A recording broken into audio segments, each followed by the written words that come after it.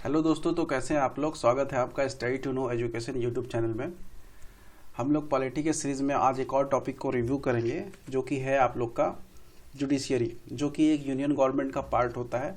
इससे पहले हम लोग यूनियन गवर्नमेंट पे देख चुके हैं, जो 3 पार्ट में डिवाइड होता है, लेजिस्लेचर, एग्जीक्यूटिव एंड जुडिशियरी, जिसमें आज हम लोग जुडिशियरी को देखेंगे। और ये लेक्चर थोड़ा हो सकता है लंबा होने वाला हो, ठीक है। तो आप लोग पूरा वीडियो को देखिए और लाइक करिए, शेयर कीजिए, सब्सक्राइब कीजिए अगर आपको वीडियो अच्छा लगा होगा तो। और एटलीस्ट इस लेक्चर को अच्छे से ध्यान से देखिएगा और सुनिएगा। बहुत सारे इंपॉर्टेंट फैक्ट आपको ज़रूर इसमें देखने को मिलेंगे और ये एग्ज़ाम पॉइंट ऑफ व्यू से आपको इम्पॉर्टेंट होगा, ठीक है। तो हम लोग आज देखेंगे जुडिशियरी को। जुडिशियरी में देखिए सबसे पहले क्या होता है, इसको हम लोग हिंदी में क्या कहते हैं, न्यायपालिका।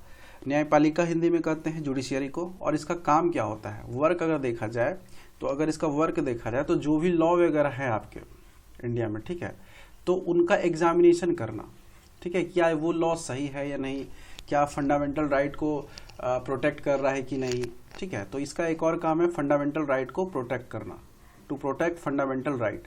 तो जुडिशियरी का क्या काम है, फंडामेंटल राइट को प्रोटेक्ट करना। और जो अपने कॉन्स्टिट्यूशन में एक और काम, कॉन्स्टिट्यूशन में जितने भी दिए हुए हैं, ठीक है, प्रावधान, जो भी आपका प्रावधान दिया हुआ है कॉन्स्टिट्यूशन संविधान में, उसका प्रोटेक्शन भी करना इन्हीं का काम है जुडिशियरी का। तो जुडिशियरी का काम क्या क्या हो गया, लीगल जो भी लॉ वगैरह बना है उनका एग्जामिन करना और फंडामेंटल राइट को प्रोटेक्ट करना, और आपका जो कॉन्स्टिट्यूशन बना हुआ है उसको प्रोटेक्ट करना। तो ये आपका मेन 3 काम है जुडिशियरी का। इसके अलावा और अगर देखा जाए तो नहीं है, ठीक है। और अगर जुडिशियरी में देखा जाए, जो पार्ट है, जो अपने कंट्री में जुडिशियरी है, जुडिशियरी का जो सिस्टम है वो आपका 3 पार्ट में बेसिकली डिवाइडेड है, ठीक है, जो कि आप लोग के सामने है, supreme court, high court and district court, ठीक है। तो ये 3 पार्ट में डिवाइडेड है। और अगर सेंट्रल का बात किया जाए, सेंट्रल में अगर जुडिशियरी सिस्टम देखा जाए तो वो आपका है सुप्रीम कोर्ट सेंट्रल में, ठीक है। सारा धीरे धीरे कॉन्सेप्ट क्लियर करेंगे, अच्छे से कंटिन्यू देखिए, टाइम का कोई चिंता नहीं करना है, ठीक है, हम आपको अच्छे से क्लियर करेंगे, ठीक है। और सुप्रीम कोर्ट का अगर बात किया जाए तो ये सेंट्रल में है। और अगर स्टेट का बात किया जाए तो ये जो आपका जो दिख रहा है, high court and district court, तो ये आपका स्टेट जुडिशियरी है, ठीक है। स्टेट में अगर जुडिशियरी सिस्टम का देखा जाए तो आपका हाई कोर्ट है एंड डिस्ट्रिक्ट कोर्ट है। और स्टेट में अगर पूछा जाए दोनों में हायर कौन है, तो आपका हाई कोर्ट क्या है, हायर है, और डिस्ट्रिक्ट कोर्ट आपका क्या है, सबऑर्डिनेट है in comparison to high court, ठीक है, जिसको हम लोग सबऑर्डिनेट जुडिशियरी भी कहते हैं।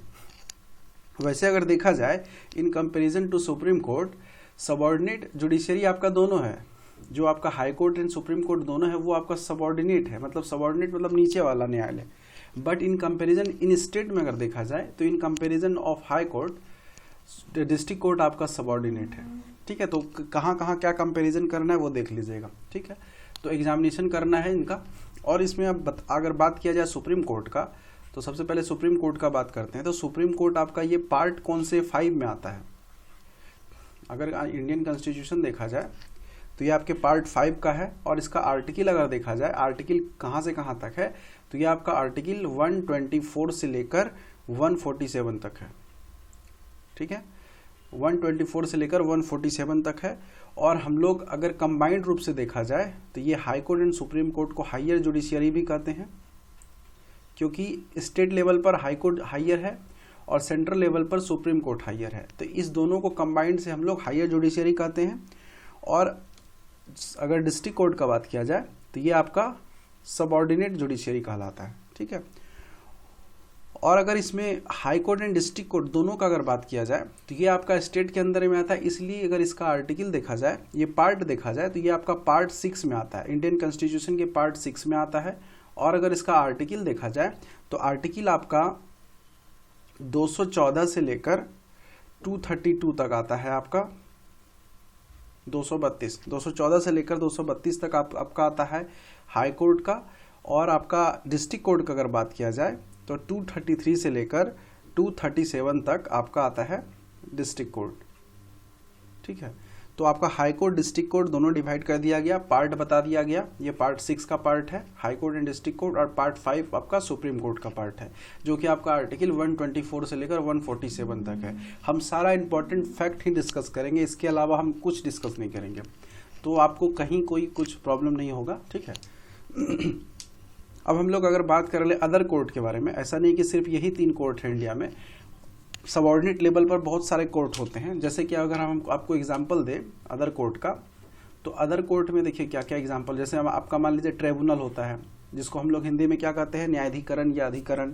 ट्रिब्यूनल हो गया, या फैमिली कोर्ट हो गया, या आपका लोक अदालत हो गया, या आपका और क्या हो सकता है, कंज्यूमर कोर्ट हो गया, कंज्यूमर कोर्ट, या आपका फास्ट ट्रैक कोर्ट, ये जो होता है फास्ट ट्रैक कोर्ट। और आपका कोर्ट क्या हो सकता है, ई कोर्ट भी हो सकता है, ई कोर्ट आ रहा है आजकल। और आपका कोर्ट हो सकता है ग्राम न्यायालय, जिसको कहते हैं हम लोग, ग्राम न्यायालय हो गया, या सेशन कोर्ट हो गया, एक और सेशन कोर्ट, या आपका और क्या हो सकता है, मोबाइल कोर्ट भी होता है। तो ये बहुत सारे तरह का कोर्ट है, ठीक है, जो कि आपका अदर कोर्ट में आता है। इसको भी हम लोग एक एक करके हर एक इसका नया नया लेक्चर बना के इसको अलग से पढ़ेंगे। तो आज हम लोग सिर्फ डिस्कस करेंगे supreme court and high court के बारे में, और डिस्ट्रिक्ट कोर्ट का भी अलग सेपरेट लेक्चर आ जाएगा, क्योंकि इसी दोनों में काफ़ी ज़्यादा लंबा सेशन जाने वाला है, ठीक है। तो फैमिली कोर्ट, परिवार न्यायालय जिसको हम लोग कहते हैं, तो ये सब सारा आपका अदर कोर्ट है। और यहाँ पे आप देख लीजिए टाइप ऑफ केस, तो ये हम आपको अभी तुरंत बताएंगे कुछ देर में, ठीक है। तो सबसे पहले हम लोग डिस्कस कर लेते हैं, ये तो बता दिया गया कौन हाई है कौन लो है। और अगर इसका हायरार्की अगर देखा जाए, अच्छा लोकेशन तो आपको बता ही नहीं, तो सुप्रीम कोर्ट का यहाँ पे हायरार्की बता दे रहे हैं। तो अगर देखा जाए तो सबसे टॉप पे होता है सुप्रीम कोर्ट, फिर उसके बाद होता है आपका हाई कोर्ट, फिर उसके बाद होता है आपका डिस्ट्रिक्ट कोर्ट। तो ये एक ट्रायंगल शेप में चलता है। सबसे टॉप पे है एपेक्स जुडिशरी बॉडी आपका सुप्रीम कोर्ट है, जो कि आपका लोकेशन अगर देखा जाए तो ये न्यू दिल्ली में है। और हाई कोर्ट तो हर एक स्टेट में होता है, अभी प्रेजेंट में टोटल 25 हाई कोर्ट हैं। और डिस्ट्रिक्ट कोर्ट एवरी डिस्ट्रिक्ट में होता है, हर एक डिस्ट्रिक्ट में होता है, ठीक है। तो ये आपका हायरार्की बता दिया गया। एपेक्स जुडिशियरी बॉडी आपका सुप्रीम कोर्ट है, शीर्ष न्यायालय जिसको कहा जाता है वो आपका सुप्रीम कोर्ट है। तो अब हम यहाँ पे आपको बता देते हैं टाइप ऑफ केस, ठीक है। तो टाइप ऑफ केस में देखिए केस 2 टाइप का होता है। अगर हम लोग इस जुडिशियरी में जाएं तो केस आपका 2 टाइप का होता है। एक होता है आपका सिविल केस, एक होता है आपका क्रिमिनल केस, ठीक है। अब यहाँ पे देखिए क्या होता है, इसका कुछ नियम है, कुछ लॉ है। एक बार पेज क्लियर कर देते हैं, फिर आपको हम बताते हैं। यहाँ पे देखिए केस 2 टाइप का होता है, केस 2 टाइप का होता है। एक होता है सिविल केस, एक होता है क्रिमिनल केस, ठीक है, क्रिमिनल और सिविल। तो यहाँ पे देखिए क्या हो जाता है, अगर आप सिविल केस जिसको हम लोग हिंदी में क्या कहते हैं, दीवानी कोर्ट, या फैमिली रिलेटेड कोई मामला है या कुछ घरेलू झगड़ा हो गया, तो उसको हम लोग सिविल केस में काउंट करेंगे। अगर आपका क्रिमिनल केस का बात किया जाए तो किसी का आप मर्डर कर दिए या कुछ ऐसा हो गया तो ये आपका क्रिमिनल केस में जाएगा। तो सबसे पहले देखिए केस 2 तक टाइप का होता है, वो बता दिया गया। अब मान लीजिए सिविल केस है, तो ये पहले कहाँ जाएगा, तो ये जाएगा आपका सिविल कोर्ट में, सिविल कोर्ट में जाएगा।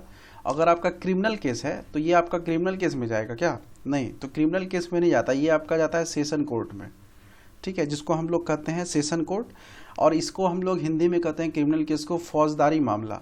और अगर सिविल केस का बात किया जाए तो इसको हम लोग कहते हैं दीवानी मामला। दीवानी मामला, सिविल केस, फौजदारी मामला, क्रिमिनल केस।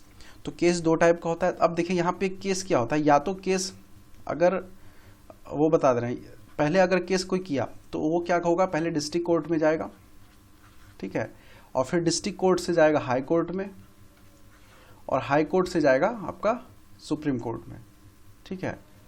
तो यहाँ पे देखिए 2 केस है, तो दोनों डायरेक्ट तो डिस्ट्रिक्ट कोर्ट में जाएगा, फिर हाई कोर्ट में जाएगा या सुप्रीम कोर्ट में जाएगा। तो यहाँ पे देखिए क्या है, डिस्ट्रिक्ट कोर्ट जो है वो आपका डिपेंडेंट है आपका किस पे, हाई कोर्ट पे। और हाई कोर्ट जो है, high court and supreme court, ये दोनों आपका डिपेंडेंट नहीं है। ये केस यहाँ तक भी क्लीन कर सकते हैं हाई कोर्ट तक, या सुप्रीम कोर्ट तक भी केस क्लीन हो सकता है, मतलब रिजल्ट मतलब वो डिसीजन मिल सकता है, ठीक है। तो यहाँ तक आपको समझ में आ गया होगा। और यहाँ पे क्या होता है, अगर मान लीजिए डिस्ट्रिक्ट कोर्ट तक ही मामला सारा सुलझ गया तो हाई कोर्ट जाने का कोई ज़रूरत नहीं है, तो अपील वगैरह कुछ नहीं होगा हाई कोर्ट में, या हाई कोर्ट से सुप्रीम कोर्ट में अपील नहीं होगा। और सुप्रीम कोर्ट आपका एपेक्स जुडिशियरी बॉडी है जो कि टॉप पे है। इंडिया में अगर देखा जाए तो सबसे टॉप पे सुप्रीम कोर्ट है जो कि दिल्ली में है। तो केस दो टाइप का होता है आपका, सिविल कोर्ट और सिविल केस और क्रिमिनल केस। अब देखिए किस किस मामले में, अगर सिविल केस है तो आप डायरेक्ट क्या क्या कर सकते हैं, अगर क्रिमिनल केस है तो आप क्या क्या कर सकते हैं वो आपको बता देते हैं। तो अगर मान लीजिए सबसे पहला बात कि लोक अदालत आप सुने होंगे, अभी जस्ट हम बताए थे। तो अगर लोक अदालत का कुछ डिसीजन होता है, लोक अदालत का कुछ डिसीजन अगर होता है तो वो चेंज नहीं हो सकता है। पहला कंडीशन, जो अगर डिसीजन हो गया है वो वही होगा, चैलेंज उस पर नहीं होगा किसी भी कोर्ट में। जो आपको यहाँ पे दिख रहा है किसी भी कोर्ट में चैलेंज नहीं होगा लोक अदालत का फैसला, पहला पॉइंट। अगर सिविल केस है आपका तो आप डायरेक्ट हाई कोर्ट में भी जा सकते हैं, ठीक है। अगर सिविल केस है आपका तो डायरेक्ट आप हाई कोर्ट में भी जा सकते हैं, मगर आपको अगर बाय प्रोसेस देखा जाए तो वो आपको डिस्ट्रिक्ट कोर्ट के बाद ही आपको हाई कोर्ट में जाना होगा।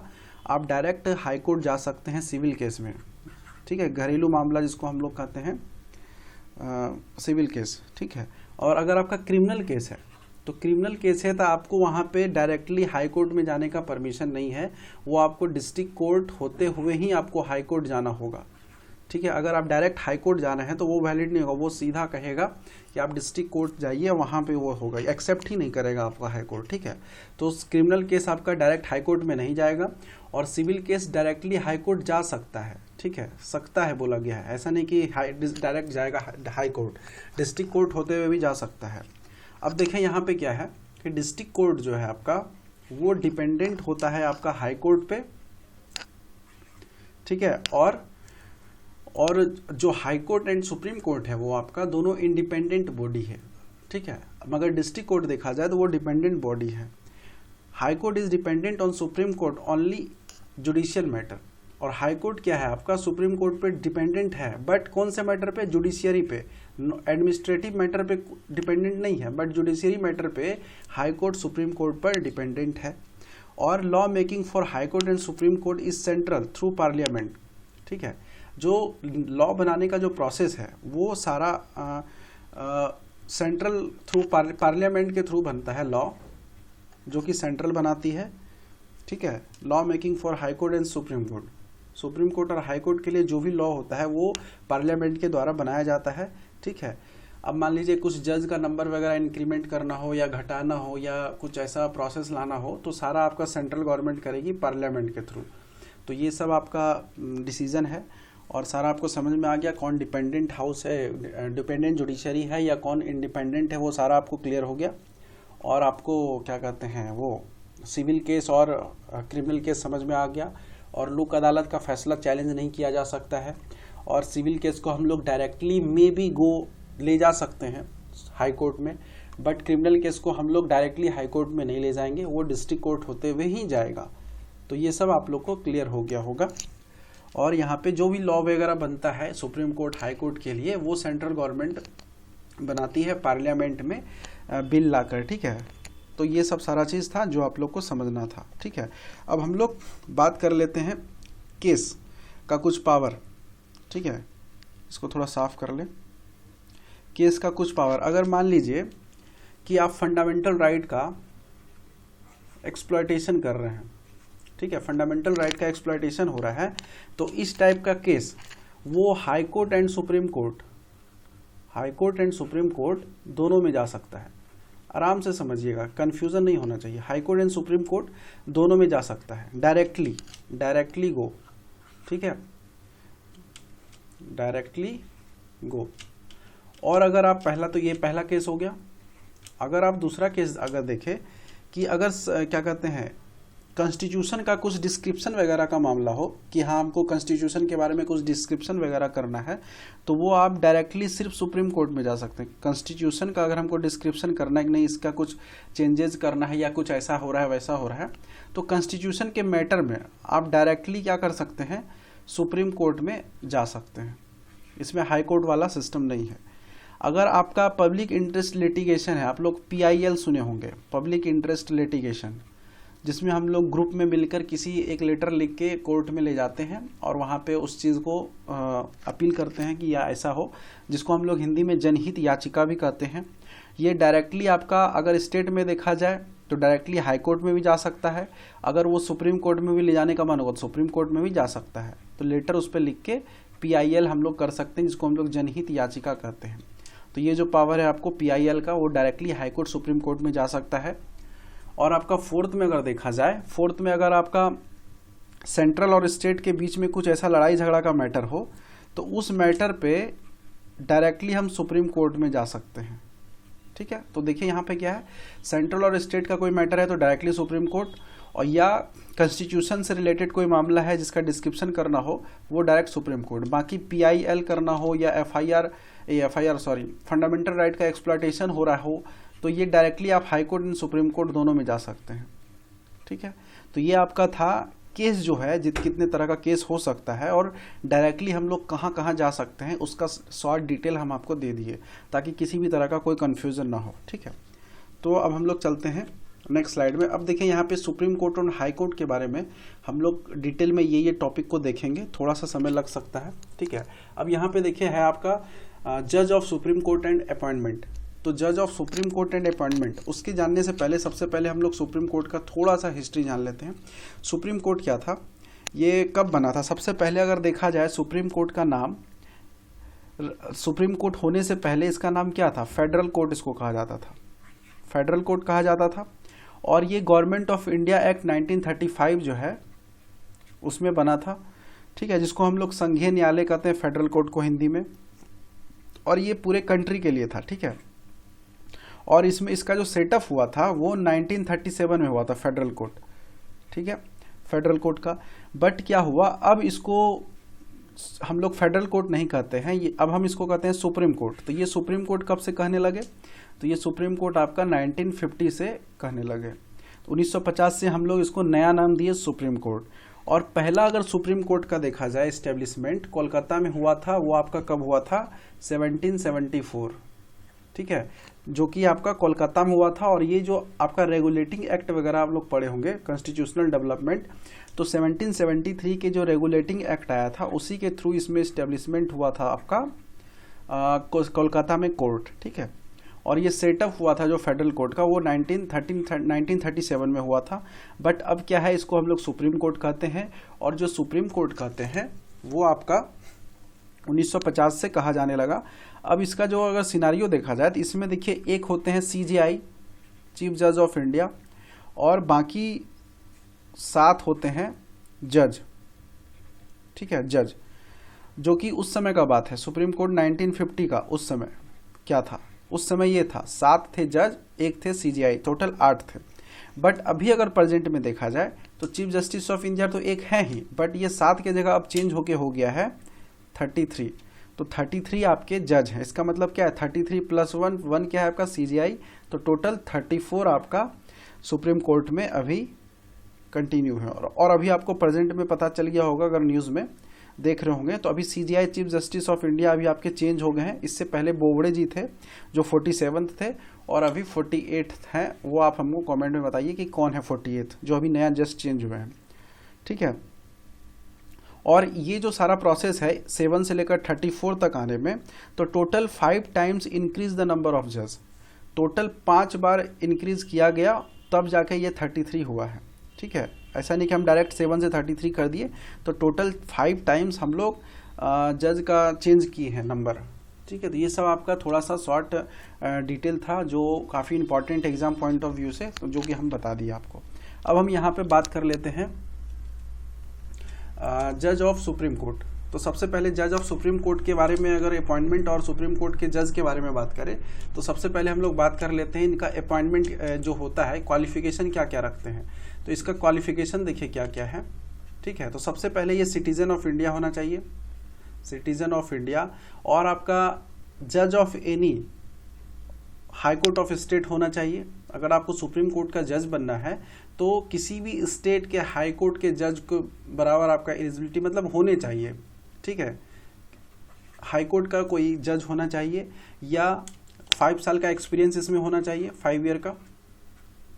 और या नहीं तो एडवोकेट इन हाई कोर्ट, ठीक है, जो जिसमें आपको, ये तो हो गया जज और ये हो गया एडवोकेट। एडवोकेट इन हाई कोर्ट आपको होना चाहिए एटलीस्ट 10 ईयर का एक्सपीरियंस, या तो ये हो या तो ये हो, मतलब 5 ईयर का अगर आप जज है हाई कोर्ट में तो चलेगा, और नहीं तो फिर एडवोकेट होने चाहिए हाई कोर्ट में, 10 ईयर का एक्सपीरियंस होना चाहिए, या नहीं तो एक और प्रोविज़न है इसमें कि आपको लीगल एक्सपर्टीज़, जो आप लीगल मामला है जो भी, ठीक है, जो भी विधि का अच्छा ज्ञाता आपको होना चाहिए, लीगल एक्सपर्टीज़, एक्सपर्ट होने चाहिए आप, ठीक है। अगर आप लीगल एक्सपर्टीज़ हैं तो आपको यहाँ पे तो रखा जा सकता है, अपॉइंट किया जा सकता है जज ऑफ सुप्रीम कोर्ट, ठीक है। तो आपको सिटीजन ऑफ इंडिया होना चाहिए और आपका ये सारा बता दिया गया, 5 ईयर का एज ए जज ऑफ हाई कोर्ट होना चाहिए एक्सपीरियंस, या तो 10 year as a advocate of high court होना चाहिए, या लीगल एक्सपर्टीज होना चाहिए, ठीक है। और ये आपका सारा क्वालिफिकेशन हो गया। अगर हम लोग बात कर ले क्वालिफिकेशन ऑफ हाई कोर्ट का, ये तो आपका क्वालिफिकेशन ऑफ सुप्रीम कोर्ट था, अगर क्वालिफिकेशन ऑफ हाई कोर्ट का बात करें तो इसमें सिटीजन ऑफ इंडिया तो आएगा ही, और इसमें एडवोकेट इन हाई कोर्ट जो है वो 10 ईयर वाला होगा। और इसमें एक एक्स्ट्रा देखिए क्या है, यहाँ पे हम सारा लिख देते हैं, सिटीजन ऑफ इंडिया होना चाहिए, और इसमें एडवोकेट ऑफ हाई कोर्ट होना चाहिए, 10 ईयर एक्सपीरियंस होना चाहिए, और आपका थर्ड होना चाहिए या, ठीक है, या तो advocate of high court 10 year होना चाहिए, या आपका होना चाहिए डिस्ट्रिक्ट जज इन डिस्ट्रिक्ट कोर्ट, ठीक है, डिस्ट्रिक्ट जज इन डिस्ट्रिक्ट कोर्ट होना चाहिए डिस्ट्रिक्ट कोर्ट में, और उसमें एक्सपीरियंस आपका होना चाहिए 10 ईयर का। 10 साल का अगर आप एक्सपीरियंस रख रहे हैं तो आप डिस्ट्रिक्ट कोर्ट में, डिस्ट्रिक्ट जज में डिस्ट्रिक्ट कोर्ट होने चाहिए, तो आप जज बन सकते हैं हाई कोर्ट के जज बन सकते हैं, या आपको advocate of high court 10 year होना चाहिए। तो ये आपका क्वालिफिकेशन है जो कि आप जज ऑफ सुप्रीम कोर्ट एंड जज एंड हाई कोर्ट का बात करते हैं। अब यहाँ पे दोनों का अपॉइंटमेंट का बात कर लेते हैं कि कैसे ये अपॉइंट होते हैं, इनका क्या सिस्टम है, ठीक है। तो सबसे पहले यहाँ पे हम लोग बात कर लेते हैं अपॉइंटमेंट ऑफ जज ऑफ सुप्रीम कोर्ट। सबसे पहले अगर अपॉइंटमेंट ऑफ जज ऑफ सुप्रीम कोर्ट का बात करें तो इनका अपॉइंटमेंट कौन करते हैं, प्रेसिडेंट। और ये कॉलेजियम सिस्टम होता है। एक कॉलेजियम सिस्टम में क्या होता है, कुछ ग्रुप ऑफ मेंबर होते हैं, उनके एडवाइस से क्या करते हैं प्रेसिडेंट, वो अपॉइंट करते हैं जज ऑफ सुप्रीम कोर्ट को, ठीक है। अब ये कॉलेजियम सिस्टम है क्या वो आपको बता दे रहे हैं। और वैसे तो ये कॉलेजियम सिस्टम में बहुत सारे अमेंडमेंट हुए हैं, बट अभी प्रेजेंट में जो चल रहा है वो हम आपको बता दे रहे हैं, जो कि आपका 1998 से कंटिन्यू है अभी तक। उससे पहले एक बार 1993 में कॉलेजियम सिस्टम में अमेंडमेंट हुआ था, जिसमें कुछ मेंबर्स के नंबर को चेंज किया गया था, बट अभी 1998 में जो कॉलेजियम सिस्टम चल रहा है उसमें आपके CJI हैं, चीफ जस्टिस ऑफ इंडिया हैं एक मेंबर, और दूसरा आपका 4 सीनियर जज हैं ऑफ सुप्रीम कोर्ट के सीनियर जज हैं 4, यानी कि टोटल 5 मेंबर हैं जो कि कॉलेजियम सिस्टम में हैं, और ये प्रेसिडेंट को सलाह देते हैं अपॉइंट करने में, क्या जज ऑफ सुप्रीम कोर्ट को अपॉइंट करने में सलाह देते हैं, जिसमें CJI हैं और 4 सीनियर जज ऑफ सुप्रीम कोर्ट है, सुप्रीम कोर्ट के ही सीनियर जज हैं। तो इन्हीं के सलाह से हम लोग प्रेसिडेंट के थ्रू अपॉइंट करते हैं जज इन सुप्रीम कोर्ट, ठीक है। अब यहाँ पे अपॉइंटमेंट ऑफ जज ऑफ हाई कोर्ट का अगर बात कर ले तो ये भी आपका प्रेसिडेंट ही करते हैं, और इसमें भी आपका कॉलेजियम सिस्टम का एडवाइस चलता है, बट इनके कॉलेजियम सिस्टम में कुछ चेंजेस है जो कि आपका 1993 से जो चला आ रहा है। ये तो 1998 का कुछ चेंजेज हुआ तब इसमें 4 आया था, बट 1993 में जो था कॉलेजियम सिस्टम, जो कि सुप्रीम कोर्ट के लिए भी एलिजिबल था, ठीक है। बट अब यहाँ पे क्या हुआ, 1993 के कॉलेजियम सिस्टम में ये जज ऑफ हाई कोर्ट तो अपॉइंट होंगे प्रेसिडेंट के द्वारा, बट इसमें कॉलेजियम सिस्टम में क्या होता है कि एक चीफ जस्टिस ऑफ इंडिया होंगे, और दूसरा आपका क्या होगा, 2 सीनियर जज ऑफ सुप्रीम कोर्ट होगा, ठीक है।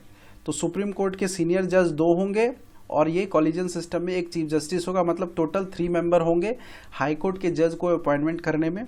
और ये advice of chief justice of high court, जो इसमें सीनियर जज जो रखा जाएगा, तो ये जो रखा जाएगा वो हाई कोर्ट के 2 सीनियर जज के एडवाइस से रखा जाएगा, ठीक है।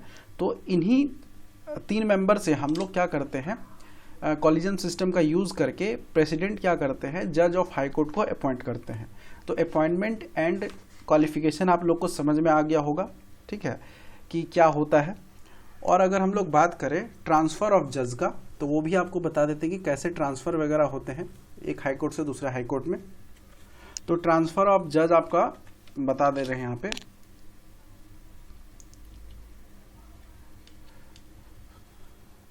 सबसे पहले देखिएगा, ट्रांसफ़र ऑफ जज का अगर हमको करना हो तो ये जो आर्टिकल अगर देखा जाए कॉन्स्टिट्यूशन में, तो ये आपका आर्टिकल 222 में है ट्रांसफ़र ऑफ जज। और ये ट्रांसफ़र ऑफ जज कौन करते हैं? प्रेसिडेंट। और ये प्रेसिडेंट भी करते हैं ट्रांसफ़र, अपॉइंटमेंट भी करते हैं और ट्रांसफ़र भी करते हैं। और ये ट्रांसफ़र करते हैं किसके एडवाइस से? कॉलेजियन सिस्टम के एडवाइस से। अब यहाँ पे देखिए ट्रांसफ़र ऑफ जज में जो कॉलेजियन सिस्टम होगा वहाँ पे देखिए क्या है। तो इसमें भी देखिए आपका क्या होगा, चीफ जस्टिस ऑफ इंडिया तो आएंगे ही एक, वो तो है ही फिक्स, और आपके 4 सीनियर जज आएंगे और 2 हाई कोर्ट के चीफ जज आएंगे, 2 हाई कोर्ट के चीफ जज आएंगे, ठीक है। और इन्हीं के सलाह से आपको ट्रांसफ़र किया जाएगा, जो भी आपको आपके जो जज हैं हाई कोर्ट में, उसको एक हाई कोर्ट से दूसरे हाई कोर्ट में ट्रांसफ़र करने का प्रावधान है। बट क्या हुआ था कि 2014 में इस ट्रांसफ़र के सिस्टम को लेकर कॉलेजियम सिस्टम को हटा दिया गया था 2014 में, और इसके जगह पे हम लोग ला दिए थे नेशनल जुडिशियरी अपॉइंटमेंट कमीशन, ठीक है। नेशनल जुडिशियरी अपॉइंटमेंट कमीशन आ गया था, ठीक है, NJAC। बट क्या हुआ कि जब 99 कॉन्स्टिट्यूशन अमेंडमेंट 2014 में NJAC को लाया गया, तो उसमें क्या ऐड कर दिया गया था? चीफ जस्टिस ऑफ इंडिया तो थे ही, और यहाँ पे 4 सीनियर जज को हटा के हम लोग 2 सीनियर जज कर दिए थे, और इसमें 2 लॉ मिनिस्टर को ऐड कर दिया गया था, ठीक है। लॉ मिनिस्टर मतलब लॉ मिनिस्टर के द्वारा जो रिकमेंडेड किया गया आदमी, ठीक है, 2 एडमिनिस्ट्रेटिव ऑफिसर इसमें ऐड हो गया। तो इस चीज़ को जो है ना सेंट्रल वाले मतलब जो देखा जाए तो इसको जो गवर्नमेंट के द्वारा जो अपॉइंट किया हुआ एडमिनिस्ट्रेटिव ऑफिसर था, तो कहीं ना कहीं इन लोग का आवाज़ उठने लगा कि एग्जीक्यूटिव एंड जुडिशरी कहीं ना कहीं वो दोनों मिल के काम कर रहे हैं। तो फिर इसको क्या किया गया, बाद में इसको हटा दिया गया, और फिर से जो पुराना वाला कॉलेजियन सिस्टम था, जो आपका एक चीफ जज, 4 सुप्रीम कोर्ट ऑफ जज, 2 हाई कोर्ट ऑफ जज, इसी को फिर कंटिन्यू कर दिया गया, ठीक है। तो ये NJAC को लाना था, 99 कॉन्स्टिट्यूशन अमेंडमेंट एक्ट 2014 में हुआ था ये आपका, ठीक है। तो ये आने के बाद फिर से इसी को ला दिया गया, जिसको हम लोग कहते हैं नेशनल जुडिशियरी अपॉइंटमेंट कमीशन लाया गया था 99 कॉन्स्टिट्यूशन अमेंडमेंट एक्ट, ठीक है, 2014 में हुआ था। तो ये सब चीज़ सारा काम हुआ था, जिसके वजह से क्या हुआ कि फिर से कॉलेजियन सिस्टम स्टार्ट हो गया और हम जज को एक हाई कोर्ट से दूसरे हाई कोर्ट में ट्रांसफ़र कर सकते हैं, ठीक है। अब यहाँ पे देखिए, अब आपको बता दे रहे हैं सारा जो आपको नीचे टॉपिक दिख रहा है ये सब का। अब हम लोग बात करते हैं अगर ओथ का, तो ओथ जो है सुप्रीम कोर्ट के CJI को कौन दिलाता है? ये आपके प्रेसिडेंट दिलाते हैं, ठीक है। और अदर जज जो होते हैं सुप्रीम कोर्ट में, अदर जज, ठीक है, उसको ओथ कौन दिलाते हैं? CJI, ठीक है। ये यहाँ पे कंफ्यूजन नहीं करिएगा, CJI को प्रेसिडेंट दिलाते हैं और अदर जज को CJI दिलाते हैं, ठीक है। और अगर हाई कोर्ट में अगर बात किया जाए तो हाई कोर्ट में आपके जो चीफ जज होते हैं उसको ओथ कौन दिलाते हैं? गवर्नर, ठीक है। और अगर अदर जज का बात करें जो हाई कोर्ट में है, उसको हम लोग जो ओथ दिलाते हैं वो चीफ जज दिलाते हैं, चीफ जज ऑफ हाई कोर्ट, ठीक है। ये हाई कोर्ट के चीफ जज हैं और ये CJI तो सुप्रीम कोर्ट के हैं ही, ठीक है।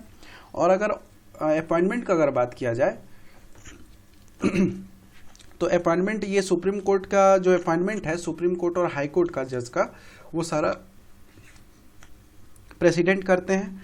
और इनका टेन्योर का बात किया जाए तो इनका टेन्योर फिक्स्ड नहीं होता है, ठीक है। टेन्योर जो है इसका फिक्स्ड नहीं होता है कि ये 2 साल के लिए, 3 साल के लिए, 4 साल के, जब तक है कंटिन्यू है। प्रेसिडेंट चाहे तो उनको हटा सकते हैं। अगर रेजिग्नेशन इनको देना हो, अगर यहाँ नेक्स्ट पॉइंट में अगर रेजिग्नेशन आपको दिख रहा होगा, तो रेजिग्नेशन अगर सुप्रीम कोर्ट का बात किया जाए तो ये प्रेसिडेंट को ये देंगे, और अगर हाई कोर्ट का बात किया जाए तो ये भी प्रेसिडेंट को देंगे रेजिग्नेशन, ठीक है। रेजिग्नेशन दोनों देंगे। और minimum age and maximum age का अगर बात किया जाए तो minimum age not fixed for supreme court and high court जज, ठीक है। सुप्रीम कोर्ट और हाई कोर्ट का जज का मिनिमम एज फिक्स नहीं है। अगर आपको अच्छा नॉलेज है और सिटीजन ऑफ इंडिया है, या 10 साल का एक्सपीरियंस या 5 साल का एक्सपीरियंस रखते हैं, तो आप एलिजिबल हैं, ठीक है। अगर आपका मैक्सिमम एज का बात किया जाए तो मैक्सिमम एज आपका सुप्रीम कोर्ट के हिसाब से अगर देखा जाए तो 65 ईयर है, और अगर हाई कोर्ट के हिसाब से देखा जाए तो आपका 62 ईयर है। तो ये सब सारा क्लियर हो गया होगा आपको, ठीक है। तो एज का सारा समझ में आ गया। अब हम लोग नेक्स्ट देखें, यहाँ पे टॉपिक है सैलरी। तो सैलरी का हम लोग बात कर लेते हैं, थोड़ा सा यहाँ पे क्लियर कर लेते हैं, ठीक है। अब सैलरी का हम लोग अगर बात करें तो एक तरफ लिखते हैं सुप्रीम कोर्ट और एक लिखते हैं हाई कोर्ट, ठीक है। तो अच्छा, एक चीज़ और, जो हम लोग डिसाइड करते हैं नंबर ऑफ जज या कितने जज होंगे, ठीक है, सुप्रीम कोर्ट या हाई कोर्ट में, ठीक है, तो वो कौन डिसाइड करता है? वो डिसाइड होता है पार्लियामेंट के द्वारा, ठीक है। और वो पार्लियामेंट डिसाइड करते हैं कि कितने नंबर ऑफ जज होंगे हाई कोर्ट या सुप्रीम कोर्ट में, ठीक है। अब हम लोग बात कर लेते हैं सैलरी का। तो सुप्रीम कोर्ट में देखिए कौन कौन है, चीफ जस्टिस ऑफ इंडिया और आपके अदर जज। तो चीफ जस्टिस ऑफ इंडिया का अगर सैलरी का बात किया जाए तो 2.8 लाख है, 80 लाख, ठीक है। और अदर जज का अगर हम लोग बात करें तो 2.5 है, ठीक है। और इसका सैलरी का बात किया जाए तो ये कहाँ से दिया जाता है? कंसोलिडेटेड फंड से दिया जाता है, जो कि आपका इंडिया का कंसोलिडेटेड फंड है। और इसमें सैलरी, पेंशन और जितना भी एलोवेंसेस है वो सारा इंक्लूडेड है, सैलरी, पेंशन, एलोवेंसेस, ठीक है, जो भी जज और सीजीआई या अदर जज को मिलना है, ठीक है। और अगर हम लोग हाई कोर्ट का बात करें तो हाई कोर्ट में क्या क्या हो जाएगा? यहाँ पे हो जाएगा आपका चीफ जज और अदर जज। तो चीफ जज में अगर इसका सैलरी देखें तो 2.5 है, 2.5 लाख। और अदर जज का देखें तो 2.25 लाख है। और इसका भी सैलरी हमको कंसोलिडेटेड फंड से ही दिया जाता है, और इसमें भी आपका सैलरी, पेंशन, एलोवेंसेस सारा आपको, सैलरी, पेंशन, एलोवेंसेस सारा फंड से दिया जाता है। तो सैलरी आपको पता चल गया। और इसमें देखिए, पेंशन ऑफ ऑल जज and chief justice in high court is given by consolidated fund of India, ठीक है। पेंशन जो है ये भी आपको इसी फंड से दिया जाता है, ऑल जज and chief justice of high court, but यहाँ पे कंसोलिडेटेड फंड और इसमें भी कंसोलिडेटेड फंड, ठीक है। अब यहाँ पे देखिए नेक्स्ट पॉइंट आपको क्या दिख रहा है, रिमूवल ऑफ जज of supreme court and high court. अब इसका रिमूवल देखिए कैसे है, ये इंपॉर्टेंट है, थोड़ा सा ध्यान रखिएगा। तो सबसे पहले क्या होता है रिमूवल। अब रिमूव क्यों करेंगे supreme court and high court के जज को, तो ये भी एक जानने वाला चीज़ है। तो देखिए किस किस बेस पे हम लोग रिमूव कर सकते हैं। अगर वो क्या करता है कि कुछ ऐसा मिसबिहेवियर करते हुए पाया गया, ठीक है, कोर्ट के अंदर, तो उसको हम लोग रिमूव करेंगे। या कोर्ट में वो तो जज बन गया है, बट क्या है कि वो असक्षम है, मतलब इनकैपेसिटी का अगर मामला हो तो हम वहाँ पे इसको रिमूव कर सकते हैं, ठीक है, सुप्रीम कोर्ट के और हाई कोर्ट के जज को। और ये जो सारा सिस्टम है रिमूवल का, ये आपको कहाँ से लिया गया है? यूएसए से। सोर्स अगर इसका देखा जाए तो यूएसए है। और ये जो रिमूवल है, ये रिमूव कौन करता है? प्रेसिडेंट करता है, by the advice of parliament, ठीक है। पार्लियामेंट के एडवाइस से प्रेसिडेंट इसको रिमूव करता है, जज को, ठीक है। अब देखिए यहाँ पे प्रोसीडिंग कैसे होता है। अगर पार्लियामेंट का बात किया गया है रिमूवल में, अगर पार्लियामेंट इंक्लूड हुए तो इसका मतलब बिल तो जरूर आएगा। तो बिल ऑफ रिमूवल आता है, एक बिल ऑफ रिमूवल आएगा, और ये किसी भी हाउस में जा सकता है, या तो लोकसभा में भी जाए या तो राज्यसभा में भी जाए, ठीक है। किसी भी हाउस में ये इंट्रोड्यूस हो सकता है।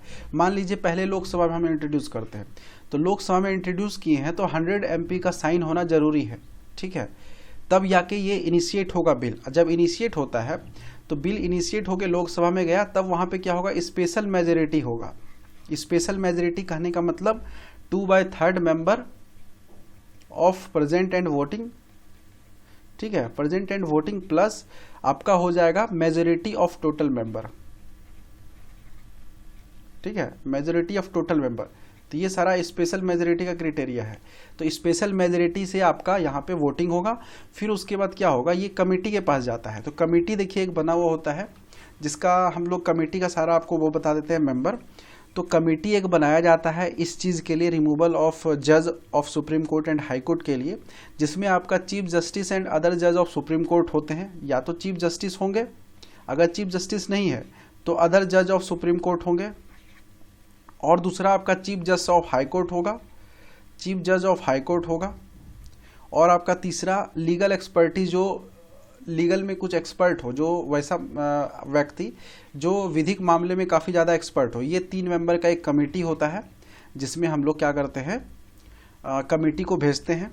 तो इसको हम लोग क्या कहें कि कमेटी के पास गया सिंपल मेजोरिटी से पास होने के बाद, जब कमेटी पास कर देती है, ठीक है, तो पास कर देने के बाद ये चला जाता है कहाँ, राज्यसभा में। राज्यसभा में गया वो बिल, क्योंकि लोकसभा से तो अब पास हो गया है। फिर राज्यसभा से भी क्या होता है, ये स्पेशल मेजोरिटी से पास होगा। स्पेशल मेजोरिटी कहने का मतलब 2/3 member of present and voting plus member of total majority of total member, ठीक है। तो यहाँ पे आपका स्पेशल मेजोरिटी से यहाँ भी पास अगर हो जाता है तो उसके बाद क्या होता है, जब पास हो जाता है तो फिर यहाँ पे रिमूवल ऑफ जज ऑफ हाई कोर्ट या सुप्रीम कोर्ट हो जाता है। तो इसका मतलब क्या हो गया। और यहाँ पे देखिए जो राज्यसभा है इसमें भी आपका 50 MP का साइन होना जरूरी है, ठीक है, तभी ये इंट्रोड्यूस होगा। ये वाला जो पास वाला सिस्टम है, कमेटी के से पास होकर जब राज्यसभा में जाएगा तो वहाँ भी 50 MP का साइन होना जरूरी है, तब जाके रिमूवल होगा, ठीक है। तो सबसे पहले अगर हम लोग बात करें इसके प्रोसेस का, तो आप लोग को समझ में आ गया कि कैसे ये रिमूव होगा। बट अगर एक और टर्म है, अगर आर्टिकल 124 के ये जो रिमूवल है आपका, इसका आर्टिकल तो हम बता ही नहीं, इसका आर्टिकल है 124 के 4 में, सब क्लॉज 4 में इसके रिमूवल के बारे में दिया गया है। और यहाँ पे देखिए जब हम लोग ये एक एक्ट है इसका जजेज इंक्वायरी एक्ट, जजेज इंक्वायरी एक्ट जो कि आपका 1968 में, जजेज इंक्वायरी एक्ट 1968 में आया था। और इसमें बताया गया है जो रिमूवल ऑफ जजेज है, इसको हम लोग इम्पीचमेंट वर्ड यूज कर सकते हैं, बट हम लोग क्या जानते हैं कि इम्पीचमेंट वर्ड सिर्फ प्रेसिडेंट के लिए यूज होता है, तो हम लोग यहाँ पे रिमूवल यूज किए हैं, ठीक है। तो यहाँ पे रिमूवल यूज किए हैं, बट ये जजेज इंक्वायरी एक्ट में हम लोग इनके रिमूवल को कहे हैं इम्पीचमेंट, ठीक है। इंपॉर्टेंट है, जो कि आप लोग को जानना जरूरी है। तो ये था आपका रिमूवल ऑफ जज of high court and supreme court. इसमें एक कमेटी भी इन्वॉल्व है, जो कमेटी के बारे में आपको बता दिया गया कि कमेटी में एक CJI या अदर जज ऑफ सुप्रीम कोर्ट होंगे, चीफ जज ऑफ हाई कोर्ट होंगे और एक लीगल एक्सपर्टीज होगा। तो ये सब सारा आप लोग को क्लियर हो गया। और हम लोग फिर अब नेक्स्ट में देखते हैं। नेक्स्ट में ये यहाँ तक था सेशन, और हम लोग जब नेक्स्ट लेक्चर जुडिशियरी का लेंगे तो उसमें हाई कोर्ट, डिस्ट्रिक्ट कोर्ट को रिव्यू करेंगे, और अदर कोर्ट जो छोटे छोटे tribunal, family court, fast track court, लोक अदालत, ये सारे चीज़ को देखेंगे, ठीक है। तो यहाँ तक अगर आपको सेशन समझ में आया, देखने में अच्छा लगा, तो लाइक, शेयर एंड सब्सक्राइब कीजिए। थोड़ा सा लेक्चर लंबा था, इसके लिए कोशिश किया गया, बट इन डिटेल अच्छे से समझना भी ज़रूरी है, ठीक है। तो आप लोग सेशन को लाइक कीजिए, सब्सक्राइब कीजिए एंड शेयर कीजिए, ठीक है, चैनल को। तो देखने के लिए thanks, have a nice day.